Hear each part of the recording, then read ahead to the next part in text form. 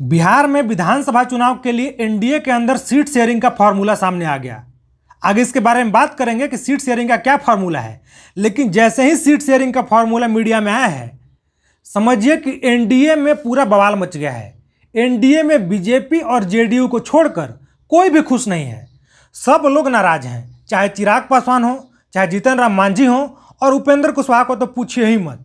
वो लगातार उल्टा पलटा बयान भी दे रहे हैं। एक एक करके चर्चा करते हैं।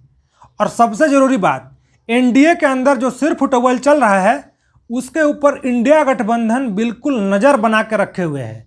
एक एक चीज़ का मॉनिटरिंग हो रहा है कि कौन नाराज है, कौन इधर से उधर जा सकता है। और चिराग पासवान ने 2020 में जो किया था, उससे संभावना बन रही है कि अगर यही सीट शेयरिंग का फॉर्मूला रहा तो बिल्कुल एनडीए में फूट हो सकता है। तो चर्चा करते हैं। अगर आप चैनल पर नए हैं तो चैनल को सब्सक्राइब कीजिए। मेरा नाम है अभिषेक और आप देख रहे हैं भारत जंक्शन। पहले बात कर लेते हैं कि सीट शेयरिंग फॉर्मूले के तहत किसको कितना सीट देने की बात कही जा रही है।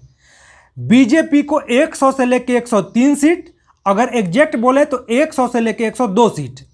जेडीयू को 102 से लेकर 103 सीट, यानी बीजेपी से एक सीट ज़्यादा।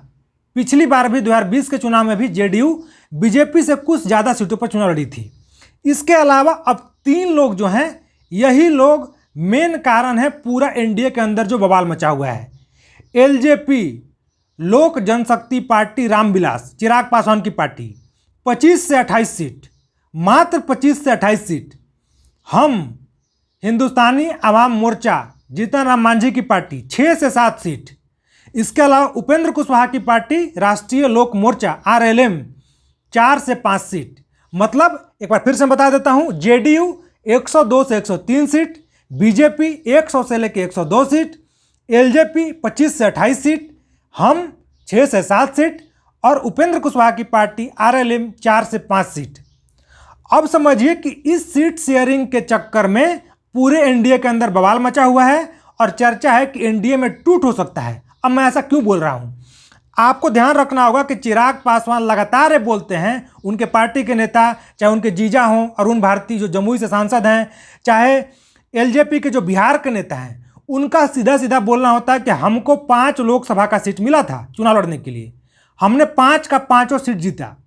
100% स्ट्राइक रेट रहा था एनडीए के अंदर। मात्र एक पार्टी चिराग पासवान की पार्टी थी जिसका स्ट्राइक रेट लोकसभा के चुनाव में 100% रहा था, 5 में से 5 जीत। तो एलजेपी के नेता बोलते हैं कि 5 लोकसभा सीट के बदले हमको 40 विधानसभा का सीट चाहिए, यानी एक लोकसभा सीट पर 8 विधानसभा सीट, 8 × 50 = 40 विधानसभा सीट हमको लड़ने के लिए चाहिए। और यहाँ पर चर्चा है कि 25 से 28 सीट मिलेगा चिराग पासवान को। तो अब बताइए कि एनडीए कैसे बचेगा, एनडीए में टूट होगा या नहीं होगा। और सबसे जरूरी बात कि 2020 में यही फॉर्मूला दिया गया था चिराग पासवान को, 25 से 28 सीट का, और उस समय उनके पिताजी रामविलास पासवान का निधन हुआ था। चिराग पासवान अपने पारिवारिक कलह से जूझ रहे थे, उनके चाचा उनको छोड़कर चले गए थे, पार्टी उनका टूट गया था। वैसी स्थिति में चिराग पासवान 25 से 28 सीट पर लड़ने के लिए तैयार नहीं हुए थे। और चिराग पासवान 2020 के विधानसभा चुनाव में 137 सीटों पर चुनाव लड़े और उनको 5.6% वोट मिला था।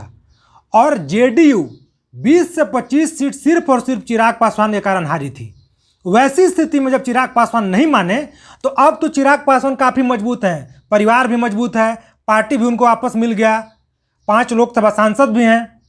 तो क्या चिराग पासवान 25 से 28 सीट पे मानेंगे? मुझे तो नहीं लगता है। या तो उनको फिर एमएलसी का सीट देना पड़ेगा, या फिर उनको कुछ राज्यसभा का सीट देना पड़ेगा। वैसी स्थिति में मान सकते हैं, लेकिन सिर्फ और सिर्फ 25 से 28 विधानसभा सीट पर चिराग पासवान नहीं मानने वाले हैं। अभी चिराग पासवान के पास खोने के लिए एक चीज़ है कि अभी वो केंद्र में मंत्री हैं। अगर वो एनडीए से अलग होते हैं तो उनको केंद्र में मंत्री पद से इस्तीफा देना पड़ेगा और फिर अलग जाकर चुनाव लड़ना पड़ेगा। तो देखिए चिराग पासवान क्या निर्णय लेते हैं। और अभी जब रविवार को आरा में बहुत बड़ा रैली हुआ चिराग पासवान का, वहाँ पर भी चिराग पासवान ने बोला कि 243 के 243 सीट पर चिराग पासवान की पार्टी चुनाव लड़ने के लिए तैयारी कर रही है। बाद में भले उन्होंने बोला कि वो एनडीए के लिए बोल रहे हैं, लेकिन शुरू में तो उन्होंने यही बोला था कि चिराग पासवान की पार्टी एलजेपी 243 सीट पर चुनाव लड़ने के लिए तैयारी कर रही है। तो आप लोग समझ सकते हैं कि चिराग पासवान कैसे 25 से 28 सीट पर मानेंगे। दूसरा बात कर लेते हैं हिंदुस्तानी आवाम मोर्चा यानी जीतन राम मांझी की पार्टी। सीट शेयरिंग के तहत उनको 6 से 7 सीट देने का बात है। आप लोगों ने कुछ दिन पहले जीतन राम मांझी का स्टेटमेंट सुना होगा। उन्होंने बोला था कि उनको कम से कम 20 विधायक चाहिए बिहार विधानसभा के अंदर, तब वो सारा काम कर देंगे जो उनके पार्टी के कार्यकर्ता या फिर आम लोग जो उनसे उम्मीद रखते हैं। मतलब कम से कम 20 विधायक उनको चाहिए। एक इंटरव्यू के दौरान जीतन राम मांझी बोल रहे थे कि उनको 20 विधायक जीत कर चाहिए, तो वैसी स्थिति में उनको कम से कम 25 से 30 सीट पर चुनाव लड़ना पड़ेगा। तो सोचिए कि 25 से 30 सीट तो जीतन राम मांझी मांग रहे हैं और यहाँ पर चिराग पासवान को 25 से 28 सीट देने का बात है। तो आप समझिए कि एनडीए के अंदर बहुत मुश्किल नगर है। ये जो सीट शेयरिंग का फॉर्मूला आया है, इसमें एनडीए का बचना तो मुश्किल है। या तो इसमें बदलाव होगा या फिर कुछ और देना पड़ेगा। अब बात कर लेते हैं उपेंद्र कुशवाहा की। ये तो समझिए कि पहले से ही आग बबूला है पूरे एनडीए के ऊपर। सीट शेयरिंग के तहत चर्चा है कि इनकी पार्टी आरएलएम राष्ट्रीय लोक मोर्चा को 4 से 5 सीट मिल सकता है। अभी उपेंद्र कुशवाहा एक रैली के दौरान बोल रहे थे 4-5 दिन पहले कि एनडीए और हम एक ही नाव में सवार हैं, अगर हम डूबेंगे तो एनडीए भी डूबेगा। एनडीए के नेताओं को ये न लगे कि हम डूब जाएंगे तो आप बच जाएंगे। उपेंद्र कुशवाहा खुलकर एनडीए के ऊपर ऐसी बातें बोल रहे हैं। तो सोचिए कि क्या 4 से 5 सीट पर उपेंद्र कुशवाहा मानेंगे? मुझे तो नहीं लगता है कि मानेंगे। तो बीजेपी और जेडीयू के लिए बहुत बड़ा चैलेंज हो गया है। एक नहीं 3-3 नेताओं को मनाना पड़ेगा, चिराग पासवान, जीतन राम मांझी और उपेंद्र कुशवाहा। और आपको ध्यान रहे कि 2020 की तरह इस बार मुकेश सहनी एनडीए के अंदर नहीं है, उनकी पार्टी वीआईपी इंडिया गठबंधन में है। तो अगर 3 में से कोई भी एक एनडीए छोड़कर जाता है तो एनडीए को काफ़ी नुकसान होगा। तो एनडीए फिलहाल इस नुकसान को झेलने के लिए तैयार नहीं है। तो बीजेपी जेडीयू पूरा कोशिश करेगी कि चिराग पासवान को, उपेंद्र कुशवाहा को और जीतन राम मांझी को किसी भी हाल में मनाया जाए। एक संभावना बनते हुए दिख रही है कि अगर इस सीट शेयरिंग के फॉर्मूले पे ये तीनों नेता नहीं मानते हैं तो हो सकता है कि बीजेपी और जेडीयू उनको कुछ एमएलसी का पद ऑफर करे, राज्यसभा की सीट ऑफर करे, तब हो सकता है कि बात बन जाए। क्योंकि आपको पिछली बार याद होगा कि रामविलास पासवान राज्यसभा चले गए थे, तब जाकर लोकसभा चुनाव के समय 2019 की मैं बात कर रहा हूँ, चिराग पासवान की पार्टी और बीजेपी के बीच में गठबंधन बना था। उस समय रामविलास पासवान राज्यसभा गए थे, लोकसभा चुनाव उन्होंने नहीं लड़ा था। तो हो सकता है कि वही फिर फॉर्मूला सामने आए। तो इसमें ऐसा हो सकता है कि लोक जनशक्ति पार्टी 25 से 28 सीटों पर चुनाव लड़े, साथ में कुछ राज्यसभा का सीट और एमएलसी का पद मिल जाए। हम जो जीतन राम मांझी की पार्टी है 6 से 7 पे लड़े, कुछ एमएलसी का पद मिल जाए। और साथ में उपेंद्र कुशवाहा की पार्टी वही 4-5 पे लड़े और साथ में कुछ एमएलसी का पद मिल जाए। उपेंद्र कुशवाहा पहले से राज्यसभा में हैं और जीतन राम मांझी पहले से लोकसभा के सांसद हैं और कैबिनेट मंत्री भी हैं। तो आप लोग अब कमेंट करके बताइए कि क्या इस सीट शेयरिंग के फॉर्मूले पे एनडीए के अंदर बात बन पाएगा या नहीं बन पाएगा।